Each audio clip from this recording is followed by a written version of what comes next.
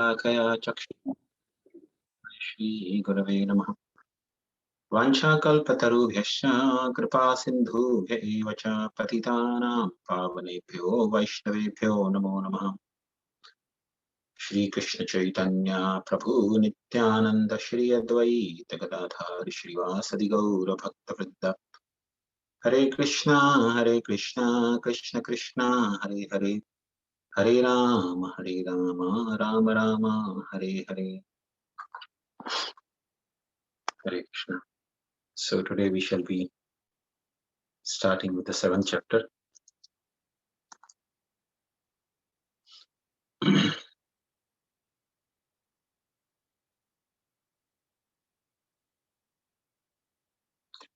The chapter is entitled as Son of Drona Punished. So actually I don't have the PowerPoint handy, so just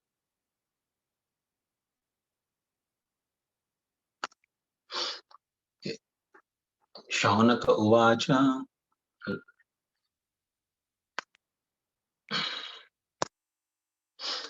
Shaunaka Uvacha Nirgate Narada Sutta Bhagavan Badarayanam Shritumam Sattahi Pretam Tata Kim Akarod Vibhu.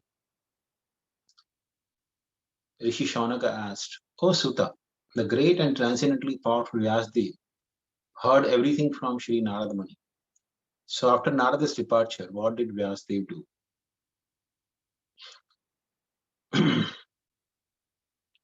So now,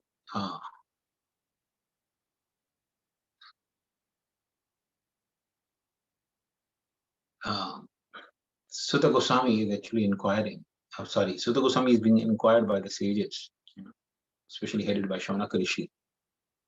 That okay, the conversation between Narada and okay.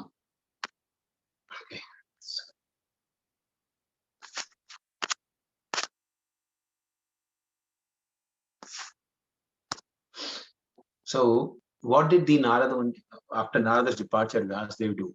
He was advised to compile Srimad Bhagavatam. So what exactly did he do?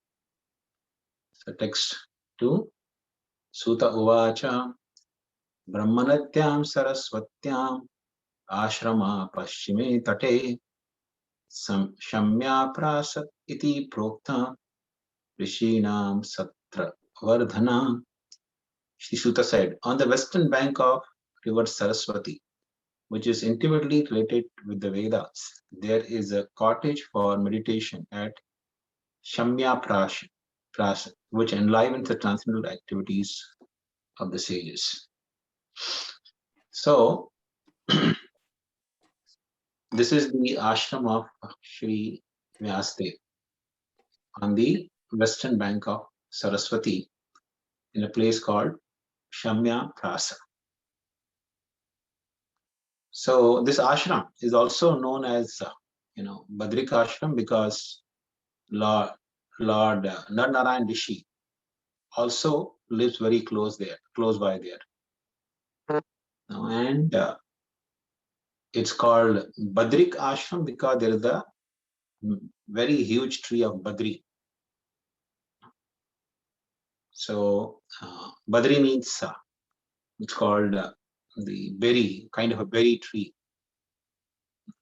So there's a Badri tree, therefore it's also called Badri Vishal or Badrik Ashram. So that whole place is known by the name Badrik Ashram. So that's where Vyasdev's ashram is also situated. Prabhupada explains the meaning of the word ashram. Ashram is the place for performing tapasya. Okay. So of course, we know that Vyasdev is a household. He was not a sannyasi. He was living in Badrik Ashram. He was living in Shamyaprashram, but there, the cottage he lived in is known as ashram. Ashram of Srila Vyasdev. Because there are 4 ashramas. The Varnashram system is there are 4 Varnas and 4 ashramas. Varna is for the social administration purpose and ashrama is for spiritual upliftment. Because when we live in this world, even if we are striving to attain spiritual perfection, there will be some amount of social administration required, because the body has social needs. So, well, I'm practicing Krishna consciousness. I want to go back home, back to Godhead. So I may be very serious in my goal of going back home, back to Godhead. But the physical reality is the body needs some food. Body needs some amount of sleep. And not everyone can follow the principle of brahmacharya. So body may also need some sex and some protection, some defense. Because there will always be undesirable elements or people who are actually creating disturbance in the society. So in order to fulfill the needs of body in terms of eating, sleeping, sex, defense, there is some administration required. And moreover, in this world, because especially the demands of the body in terms of eating, sleeping, and sex, or even defense, requires, it actually entails some sense enjoyment, like sex life. It is the gratification of the senses, janendriya, And similarly, the food, satisfying the need of the food, also is a satisfaction for the tongue. So people who are not striving for spiritual perfection, there's a tendency to increase these demands, increase the demand of tongue, belly, and genitals. They want to actually do more and more sense enjoyment. And therefore, the society becomes filled with competition. Everybody wants to have more and more sense enjoyment, more and more resources. And that's where the administration of society is very much required. So the kings or rulers used to regulate the society. Regulate the society in terms of varnashram. So varna is required for administration purpose. So for example, the kings would make sure that, because, for example, the Vaishyas, people who are mercantile community, they always have tendency to accumulate more and more money. Like you see now, modern day corporates, big corporates, their wealth goes on increasing, billions and billions. They want to increase more and more wealth. And what happens is it creates more and more illusion. And then such corporates, they become highly corrupt. They lobbying with the what do you call, politicians. They try to set the rules and laws in the favor that nobody can touch them. And they can go on increasing their wealth by plundering people.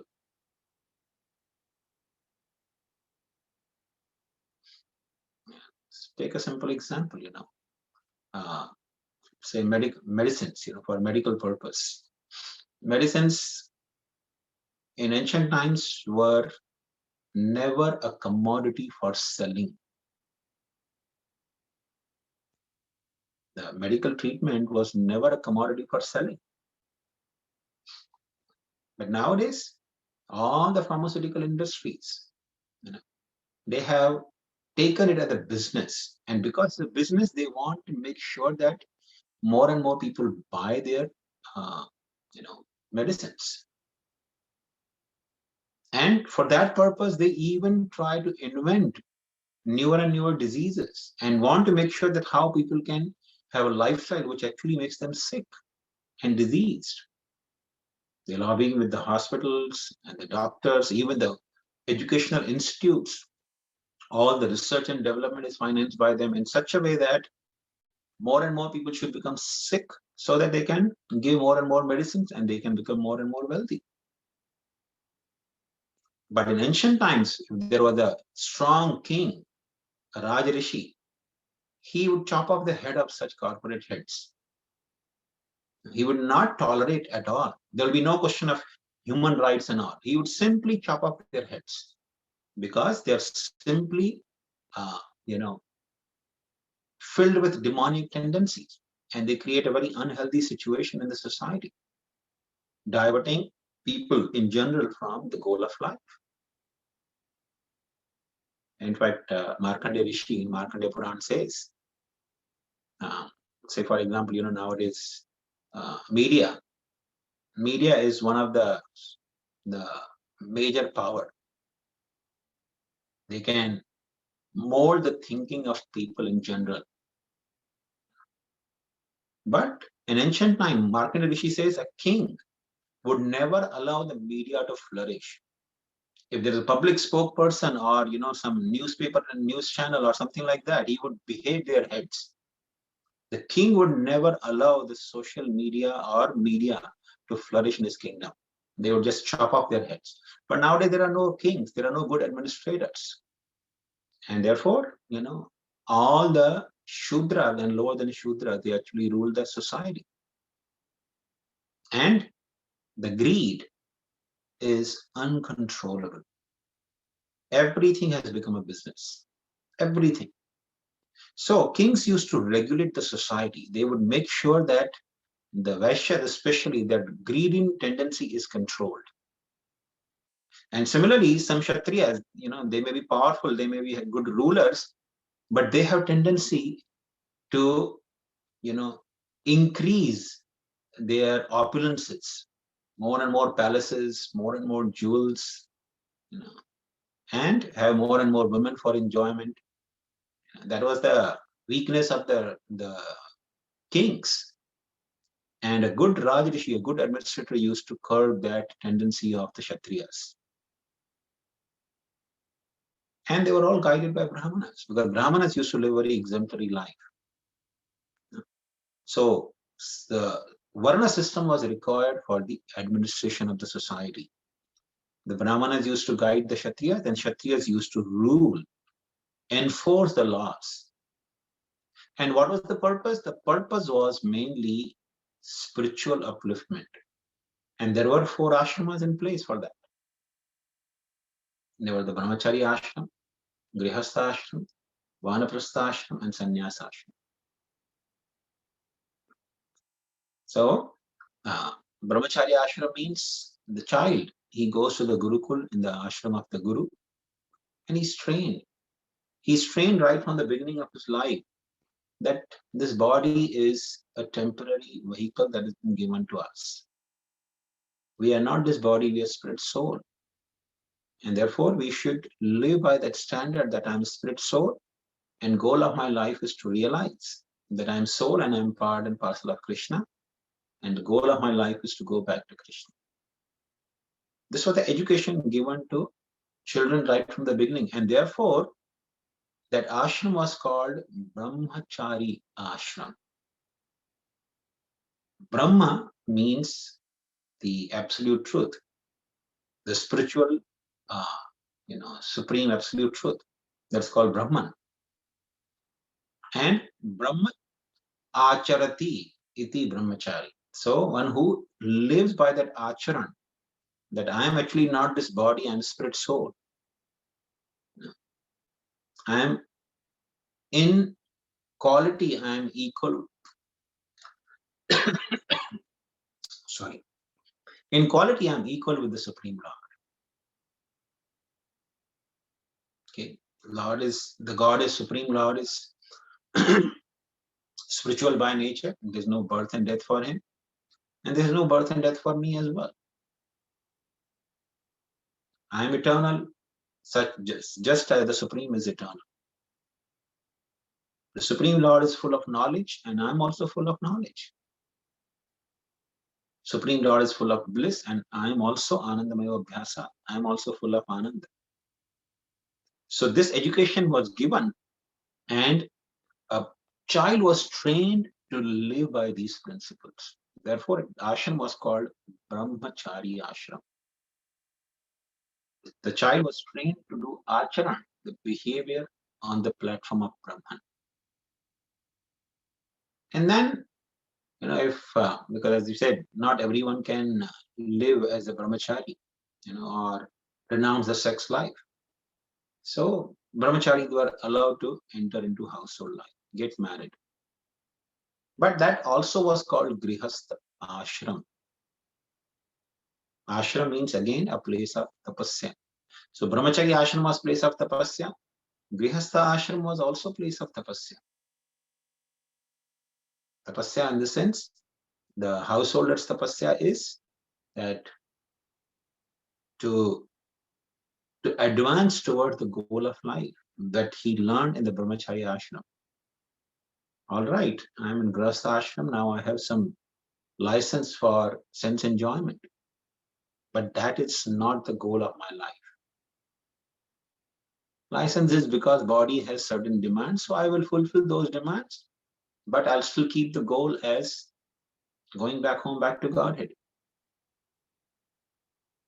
So that's how the household life also was considered a place of tapasya. Because man and woman, they generally have tendency towards indulging in unrestricted sense enjoyment.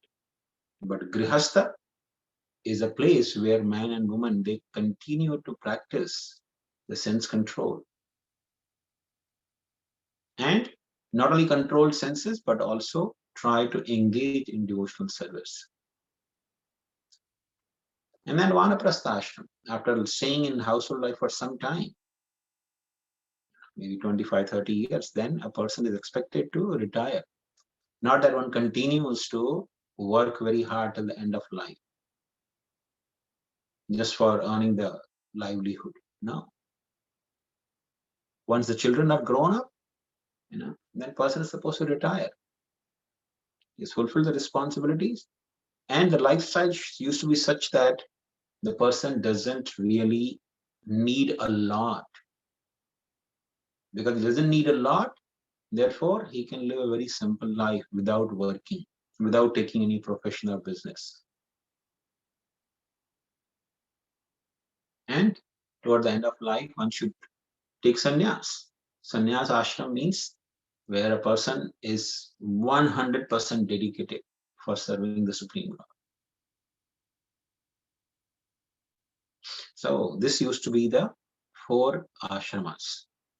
And the goal was to attain the perfection in the spiritual life. So none of these ashramas, brahmacharya ashram, grihastha, vanaprastha or sannyas ashram, not that some is more important, some is less important, no. All the 4 ashramas, because the goal used to be always same, they're all equally important. And every ashram had some responsibility towards the society. Brahmachari's responsibility used to be simply work for the benefit of Guru. So Guru tells him to go and beg from door to door. The brahmachari would go and beg from door to door. And whatever he gets in the begging, whether the food or any other items, he would not keep any of that. Not even a single grain of food he will keep with himself. He will give everything to Guru. Gurur hitam. The disciple used to be always, the brahmachari used to be always serving the spiritual master and work for the benefit of spiritual master.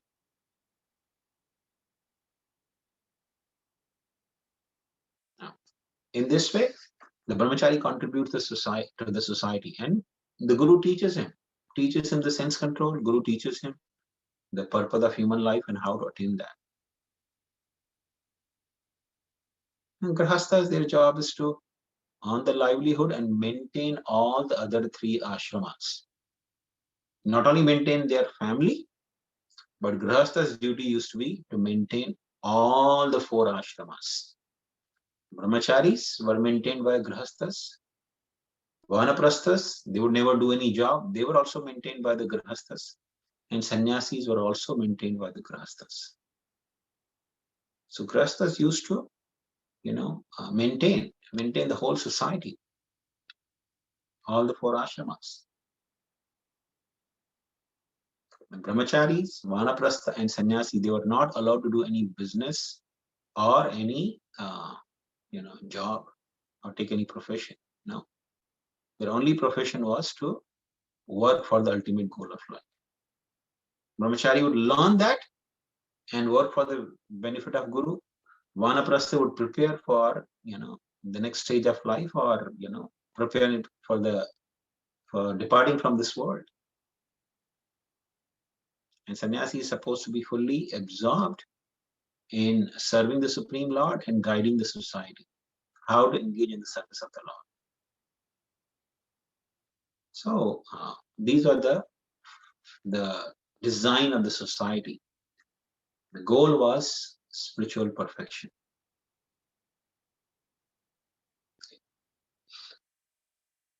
And we go to text 3. Tasmin swa ashrame vyaso badri shandamandite asinopa upasprishya prandad prani dadyo manah swayam. In that place, Srila Vyasdev, in his own ashram, which was surrounded by berry trees, sat down to meditate after touching water for purification. So, as we discussed, it's the Badrika ashram, berry trees. There are Badri trees. Then text 4. Bhakti yogena manasi samyak pranite male apashyat purusham purnam mayam chatad upashrayam. Thus he fixed his mind, perfectly engaging it by linking it in devotional service, bhakti yoga, without any tinge of materialism. And thus he saw the supreme, he saw the absolute personality of Godhead, along with his external energy, which was under full control. Okay. Now, this is a very beautiful and important verse. It says, Bhakti yogena manasi samyak pranhite male. Mala means contamination, and amala means without any contamination. But here the word amala is used in the sense of matter. So amala means without any matter. Mala means matter, and amala means without any matter, or contamination of the matter.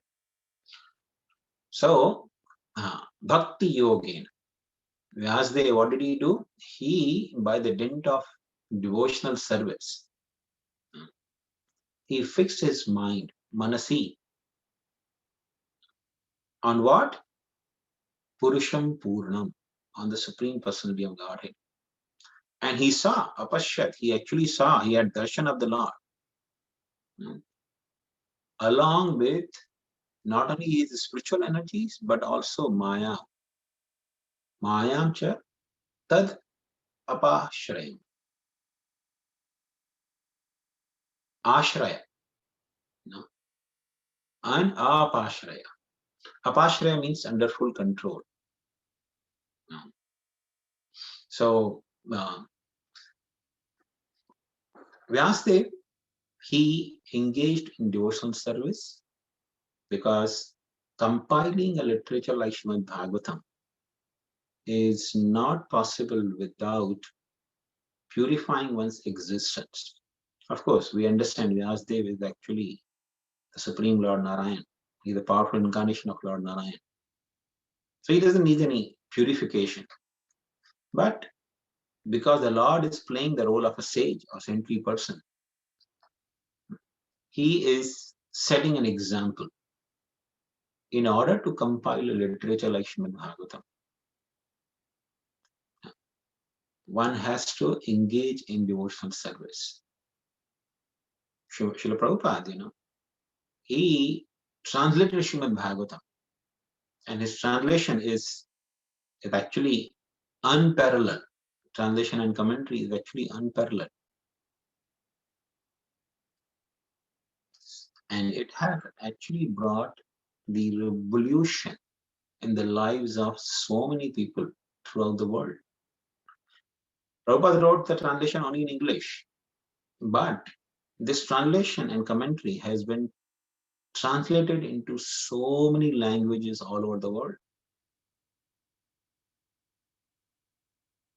So people in different countries, in different cultures and different languages, people have taken the advantage of the message of Srimad Bhagavatam by the mercy of Srila Prabhupada. So Vyasdev, he did engage in devotional service, and he did have darshan of the Lord. He had darshan of the Lord along with his material energy as well.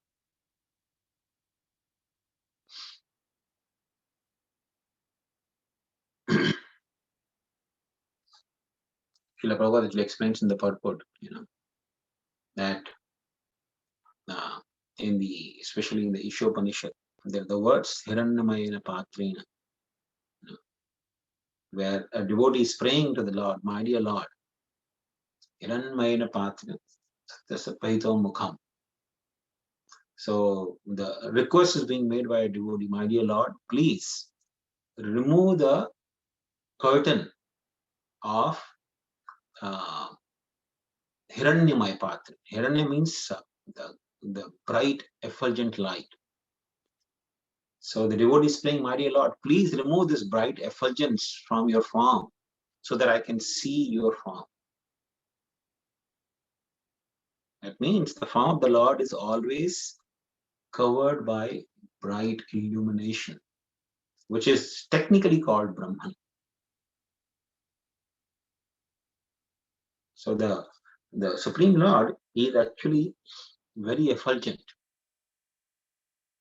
And for ordinary living entities, it's not possible to see beyond that effulgence.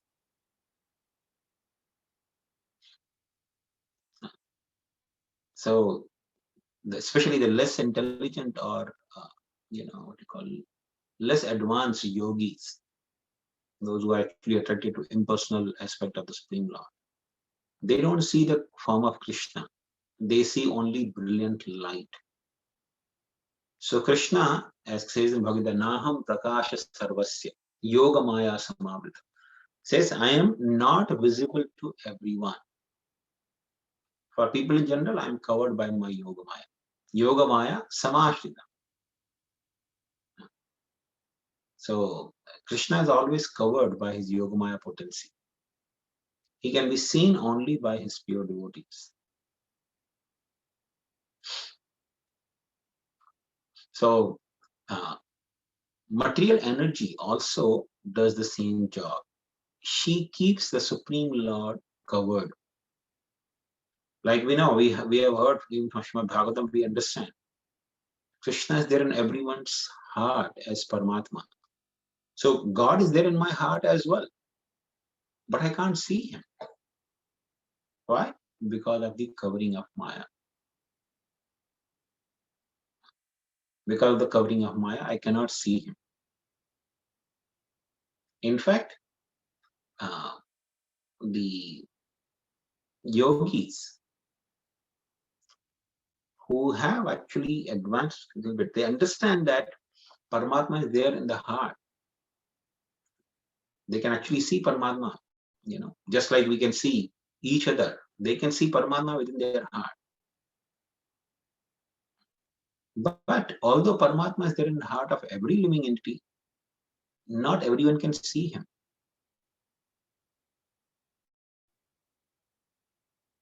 Because material energy keeps him covered. And that's what here is explained, that Vyasdev, he actually saw the Supreme Lord and he saw Maya Shakti also. But she was not uncontrolled. She was fully under the control of the Supreme Lord. As Krishna says also in Bhagavad Gita, Maya Adhyakshena Prakriti Suyate Sacharachara. This Prakriti is under my control.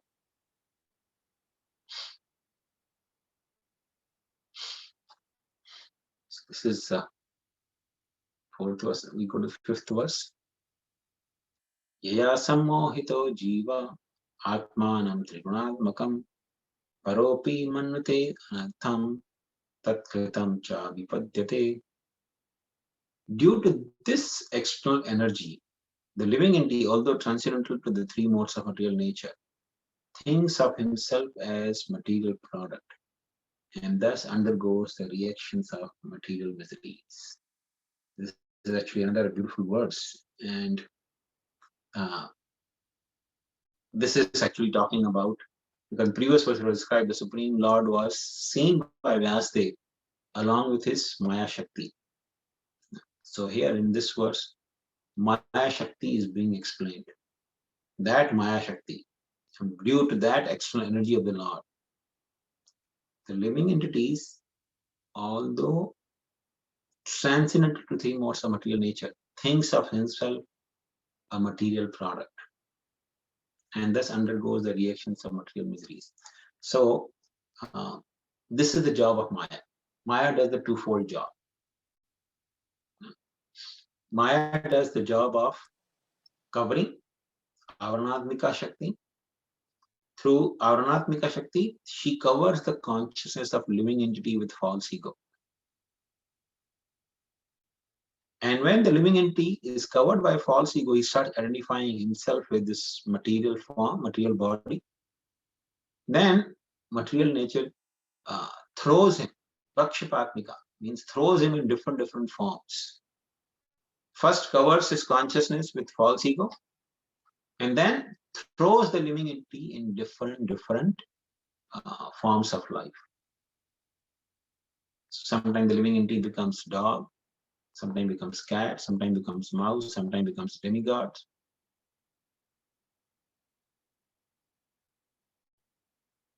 So in this way, the material energy torments the living entities.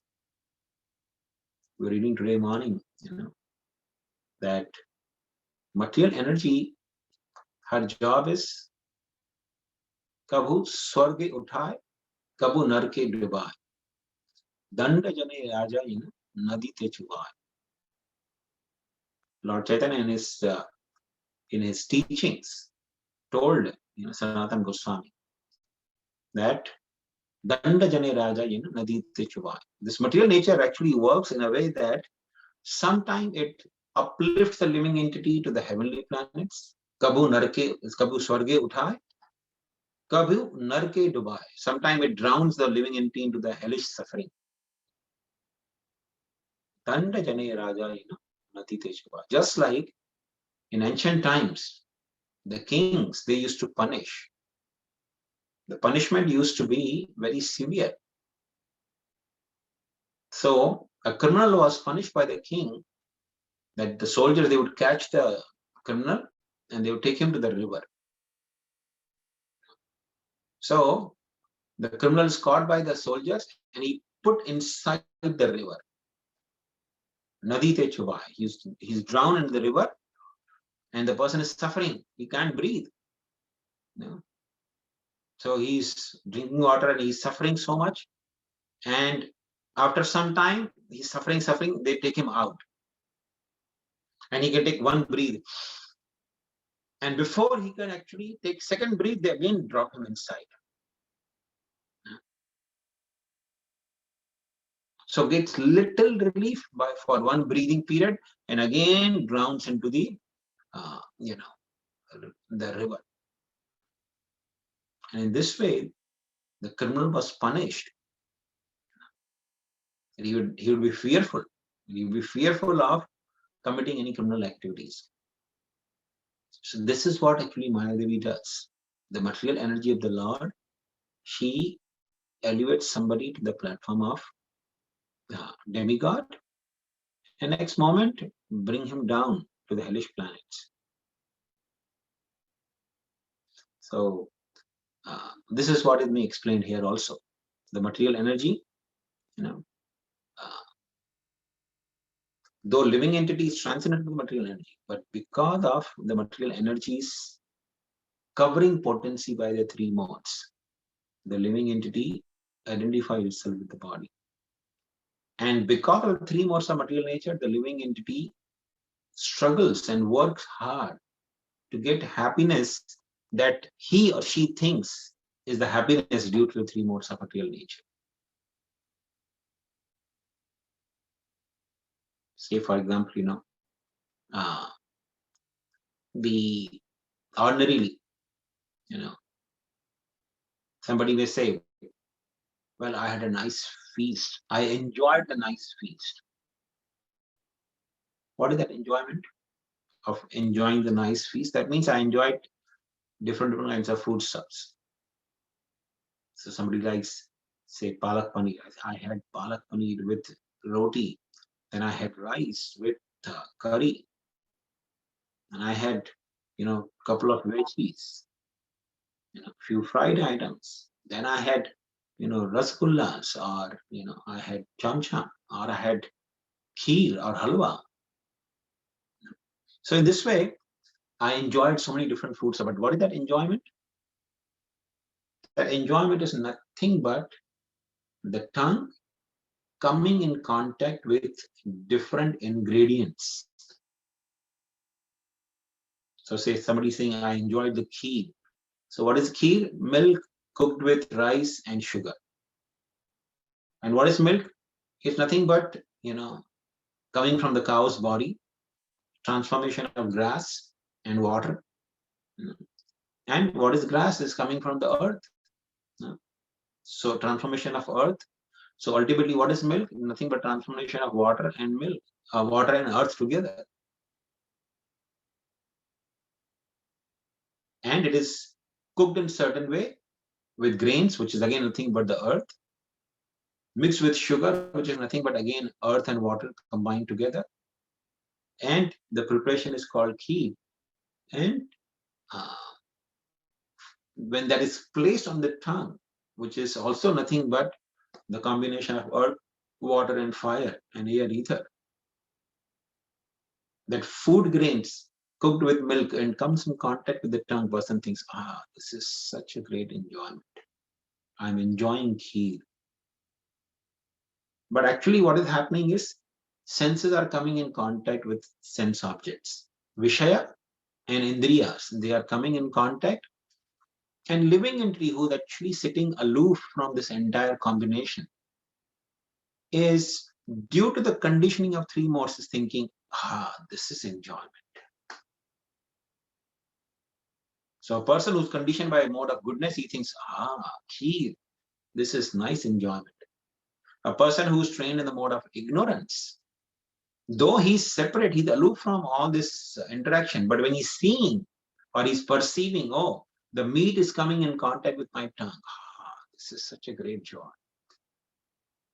So due to the three modes of material nature, the living entity is foolishly witnessing some contact of senses and sense objects and thinking this is enjoyment for me. I am enjoying this.